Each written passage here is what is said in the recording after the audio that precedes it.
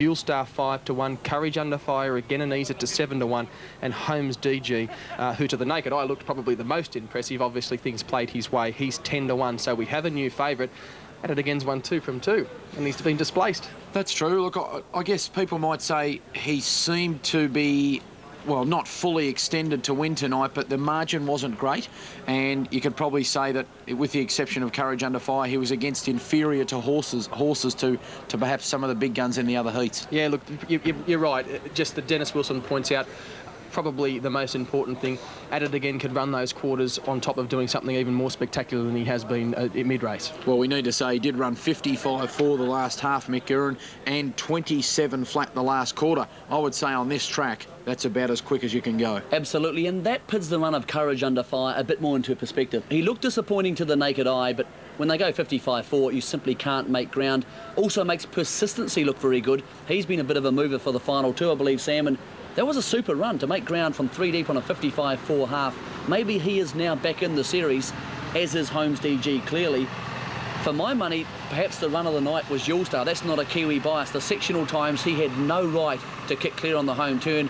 Absolutely unbelievable. As we see them moving up at Globe Derby for the 9th there, but the whole series now has levelled out. There's probably 6 or 7 winning chances, and very rarely during an Interdominion do you get right through the second round of heats and still have 6 or 7 winning hopes. Well, I want to talk more about those heats in a moment, and of course the Trotters series. We now have the final field through for that, and we'll come back with a lot more from Albion Park after the night. Still looking through the pacing heats from tonight's second round of heats in the Toast.com Interdominion series here from Albion Park.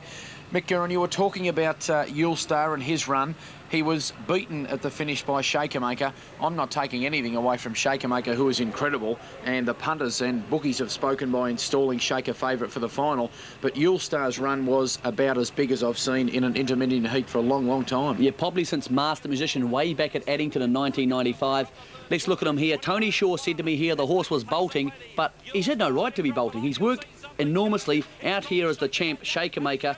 He's got a beautiful card into the race, but hey, Yule Star's got 5 lengths on him here, and watch this unfold. Yule Star's still with the lead. Shakermaker's going to beat him. Big win. Shakermaker beat Yule Star, and Lumbo Repeater ran third. Adam, it was perhaps the best thing that could happen to the series, because now we've got an in-form Yule Star, Shakermaker, At It Again, Holmes DG, and Courage Under Fire, the 5 big guns, and Persistency now too. So the 6 horses who have gone into the series as the 6 favourites are all looking certain to make the final and looking very, very good.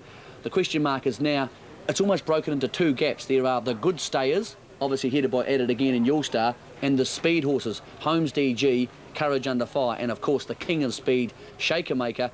So it's going to be an intriguing tactical battle, even before we get through Saturday night. I think something that's become very clear through the heats is that whilst At It Again and also Shakermaker, the 2 big guns before the series, the 2 that they were all talking about. I mean, you know, heroin